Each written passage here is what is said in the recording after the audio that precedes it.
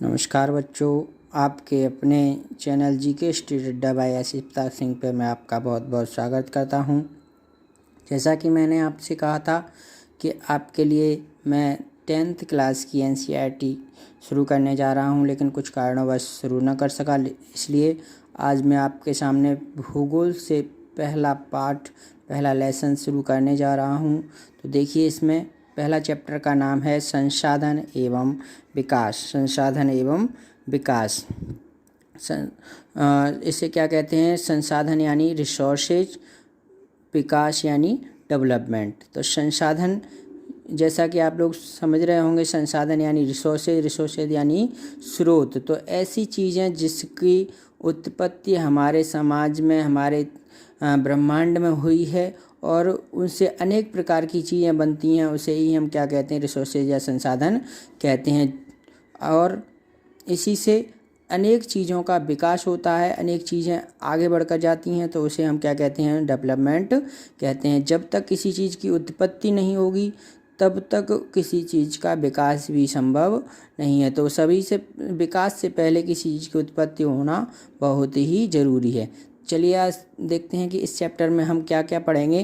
पहले पढ़ेंगे हम संसाधनों के प्रकार के बारे में पढ़ेंगे। ये सभी प्रकार दिए गए हैं। फिर उससे संसाधनों का विकास किस प्रकार होता है, संसाधनों का नियोजन किस प्रकार होता है, इन सभी के बारे में हम इस चैप्टर में जानेंगे। तो आइए फटाफट हम इसमें देखते हैं कि संसाधन किसे कहते हैं। संसाधनों से आशय पर्यावरण में उपलब्ध उस प्रत्येक वस्तु से है जो मानव की आवश्यकताओं को पूरा करने में प्रयोग की जा सकती है। तो आपको समझ में आ रहा होगा, संसाधन मैंने बताया रिसोर्स या साधन। तो ऐसे साधन, संसाधन उसे कहते हैं, ऐसे साधन जिससे जो हमारे पर्यावरण में उपलब्ध हैं और मानव की आवश्यकताओं को पूरा करने में उनका प्रयोग किया जाता है, वही हमारे क्या कहलाते हैं? संसाधन कहलाते हैं। और ये संसाधन आर्थिक रूप से संभाव्य और सांस्कृतिक रूप से मान्य होते हैं। यानी यह हमारे समाज में आर्थिक रूप से और सांस्कृतिक रूप से मान्य होते हैं। इस प्रकार कोई भी वस्तु जो मानव के लिए उपयोगी है अथवा उपयोगिता में सहायक हो, क्या कहलाती है? संसाधन कहलाती है। यानी समझ में आया आप लोगों को कि इस प्रकार की कोई भी वस्तु जो मानव के लिए उपयोगी है और उसकी आवश्यकताओं को पूरा करती है, उसे हम क्या कहते हैं? संसाधन कहते हैं। जैसे उदाहरण के लिए देखिए, जैसे खनिज तेल, कोयला, जल, खनिज, प्राकृतिक वनस्पति, जीव जंतु, ये सभी कुछ ना कुछ हमारी आवश्यकताओं की पूर्ति करते हैं, किसी न किसी प्रकार से हमारी आवश्यकताओं की पूर्ति करते हैं। तो इसी में हम आगे देखेंगे। जैसे यहाँ पर दिया गया है कि हमारे पर्यावरण में उपलब्ध विभिन्न वस्तुओं की रूपांतरण प्रक्रिया प्रकृति, प्रौद्योगिकी व संस्थानों आपसी आपस संबंधों में निहित होती है। तो हमारे पर्यावरण में विभिन्न वस्तुएं जो रूपांतरण करके प्रौद्योगिकी द्वारा बनाई जाती हैं, वह हमारे आपसी संबंधों में एक दूसरे से जुड़ी हुई होती हैं। तो इसी में देखेंगे नीचे भौतिक पर्यावरण, प्रौद्योगिकी और संस्थाएं। भौतिक पर्यावरण में हमें प्राकृतिक संसाधन जैसे बॉक्साइट मिलता है, प्रौद्योगिकी द्वारा अयस्क एवं एल्यूमिनियम मिलता है, और यह संस्थाएं उसको एल्यूमिनियम से विभिन्न प्रकार के वस्तुएं बनाने में सहायता करते हैं। तो इस तरह से आपको समझ में आया होगा। इसी के आगे हम चलते हैं। आगे देखेंगे हम कि मानव संसाधनों का महत्वपूर्ण अंग है। मानव जो है वह भी संसाधनों का एक महत्वपूर्ण अंग है। वह पर्यावरण में पाए जाने वाले पदार्थों को संसाधनों में परिवर्तित करता है। संसाधन भी जो मानव है वह भी संसाधनों में महत्वपूर्ण पाया जाता है, और वह संसाधनों को जो प्रकृति में पाए जाते हैं उनको बदल कर संसाधनों को में परिवर्तित करने में महत्वपूर्ण भूमिका निभाता है और उनका प्रयोग भी करता है। संसाधनों की प्रकृति बहुत व्यापक होती है। ऐसी स्थिति में संसाधनों का वर्गीकरण निम्नलिखित प्रकार से किया जा सकता है। तो देखिए कि अब आपको इसके वर्गीकरण के बारे में बताया जा रहा है कि संसाधनों का वर्गीकरण अनेक प्रकार से किया जा सकता है। जैसे उत्पत्ति के आधार पर जैव और अजैव संसाधन। उत्पत्ति के आधार पर क्या है? जैव अजैव संसाधन। समाप्यता के आधार पर नवीकरण और अनवीकरणीय योग्य संसाधन। स्वामित्व के आधार पर व्यक्तित्व एवं व्यक्तिगत, राष्ट्रीय और अंतर्राष्ट्रीय संसाधन। विकास के स्तर के आधार पर संभावी और विकसित संसाधन।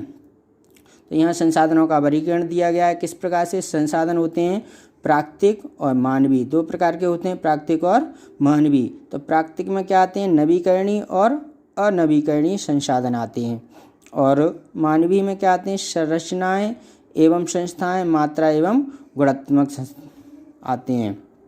इसमें देखेंगे नवीकरणीय में सतत अथवा प्रवाह, जल, पवन, जैव, जैव में क्या आते हैं, प्राकृतिक, वनस्पति एवं वन्य जीव आते हैं। इसी तरह अनवीकरणीय में पुनः चक्रीय जैसे धातुएं, अचक्रीय जैसे जीवाश्म ईंधन। इस तरह से ये सारी चीज़ें इसमें बटी हुई हैं। इधर नीचे क्रियाकलाप दिया गया है कि सभी के देखेंगे कि प्रत्येक वर्ग में दो संसाधन होते हैं। जैसे जैव संसाधन, जैव संसाधन में क्या आता है, पूछा जाता है, ये आपसे पूछा जाएगा, आपको बहुत ही परीक्षाओं में पूछा जा सकता है कि जैव संसाधन में क्या क्या चीज़ें आती हैं, वनस्पति एवं प्राणी। अजैव संसाधन में क्या आता है, धातुएं एवं चट्टानें आती हैं। तो इसको आप बहुत ही अच्छी तरीके से याद कर लें। नवीकरणीय योग्य संसाधन में क्या आता है, सौर ऊर्जा एवं पवन ऊर्जा। अनवीकरणीय योग्य संसाधन में क्या आता है, पेट्रोल एवं डीजल। व्यक्तिगत संसाधन में क्या आते हैं, खेत और घर जो आपके हैं वह सब किस में आते हैं, व्यक्तिगत संसाधन में आते हैं। तो इस तरह ये पूछे जाते हैं। सामुदायिक संसाधन में क्या आते हैं, सार्वजनिक पार्क, खेल का मैदान, ये सभी किस में आते हैं। तो आपको ये सारी चीज़ें समझा रहे हैं हम, अच्छे से समझें और अच्छे से पढ़ने का प्रयास करें कि 10th की क्लास जो होती है बोर्ड क्लास होती है। चलिए इसमें आगे देखते हैं। संभावी संसाधन, पवन ऊर्जा, भूतापी ऊर्जा, और आगे विकसित भंडार के रूप में संसाधन, कोयला, खनिज तेल, संचित कोश में बांधों से संचित जल। इस तरह से आगे इसमें हम इसके बारे में समझेंगे। संसाधनों के प्रकार, संसाधनों के प्रकार के बारे में यहाँ पर समझेंगे। संसाधनों के प्रकार निम्नलिखित रूप में समझा जा सकता है। जैसे पहला हम समझेंगे उत्पत्ति के आधार पर।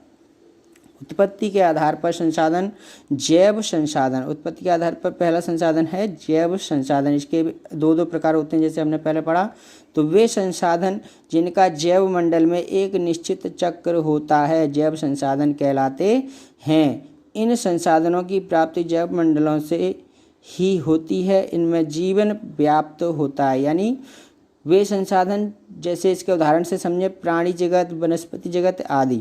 यानी जीव जंतु जो हैं, पेड़ पौधे जो हैं, जो सब किस में आते हैं, जैव संसाधन में आते हैं, क्योंकि इनका एक जीवन चक्र होता है और ये एक जीवन चक्र के अनुसार चलते रहते हैं। जन्म होता है, बड़े होते हैं और फिर मर जाते हैं। इस तरह से इनका एक जीवन चक्र चलता रहता है। अगला है अजैव संसाधन। वे संसाधन जिनमें एक निश्चित जीवन चक्र या जीवन क्रिया नहीं होती, जीवन चक्र का अभाव पाया जाता है, वे क्या कहलाते हैं, अजैव संसाधन कहलाते हैं।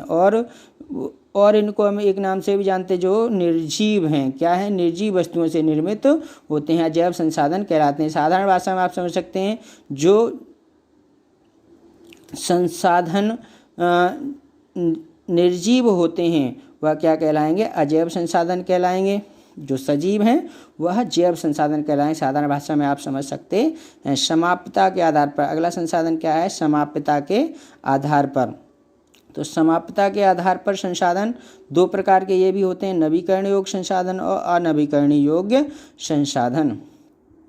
इसमें देखेंगे वे समस्त संसाधन जिनको भौतिक, रासायनिक या यांत्रिक क्रियाओं द्वारा नवीकृत तथा पुनः उत्पन्न किया जा सकता है, वह क्या कहलाते हैं, आपके नवीकरणीय योग्य संसाधन कहलाते हैं। जैसे जल, जल को हम नवीकरण करके बहुत सारी चीज़ें बना सकते हैं वनों के द्वारा। सौर ऊर्जा, पवन ऊर्जा, जो दोबारा से इनका प्रयोग हम कर सकते हैं, नवीकरण उन्हें पुनः उत्पन्न किया जा सकता है, इसमें लिखा हुआ है।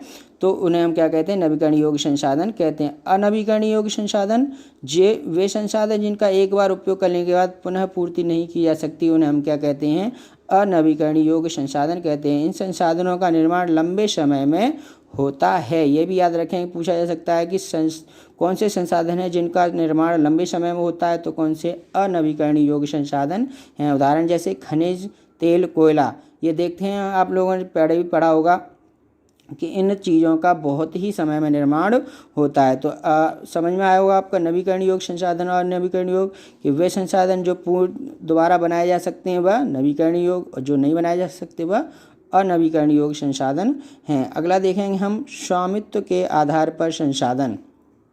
स्वामित्व के आधार पर देखेंगे व्यक्तिगत संसाधन, वे संसाधन जिन पर व्यक्ति का निजी स्वामित्व होता है, निजी अधिकार होता है, वह कौन से होते हैं, आपके व्यक्तिगत संसाधन कहलाते हैं। जैसे भूखंड, घर, कार, ये सभी जो चीज़ें मनुष्य की खुद की होती हैं, जिन पर खुद का अधिकार होता है, वह व्यक्तिगत संसाधन होते हैं। अगला आगे चलेंगे, सामुदायिक संसाधन, वे संसाधन जिस पर समस्त लोगों का अधिकार होता है, समान रूप से अधिकार होता है, वह कौन से होते हैं, किस प्रकार के होते हैं, सामुदायिक संसाधन कहलाते हैं। अगला देखेंगे राष्ट्रीय संसाधन, तो वे संसाधन जिन पर केंद्र या राज्य सरकार का पूर्ण नियंत्रण होता है, वह संसाधन क्या कहलाते हैं, आपके राष्ट्रीय संसाधन कहलाते हैं। आई होप आप सभी को समझ में आ रहा होगा। और इसी के साथ मैं आप लोगों से कहना चाहूँगा कि मेरे चैनल को अधिक से अधिक बच्चों तक पहुँचाएँ और अधिक से अधिक सब्सक्राइब करें, जिससे आप लोगों को इस चीज़ का फ़ायदा मिल सके। तो देखें राष्ट्रीय संसाधन, जैसे कि हमने बताया आपकी केंद्र राज्य सरकार का जिन पर नियंत्रण होता है। देखें तो इसमें क्या होगा कि खनिज, जल संसाधन, भूमि, वन, वन्यजीव, ये सभी किस में आते हैं, आपके राष्ट्रीय संसाधन में आते हैं। अगला देखेंगे अंतर्राष्ट्रीय संसाधन, इन संसाधनों को अंतर्राष्ट्रीय संस्थाएं नियंत्रित करती हैं। तो ऐसे संसाधन क्या कहलाते हैं, अंतर्राष्ट्रीय संसाधन कहलाते हैं।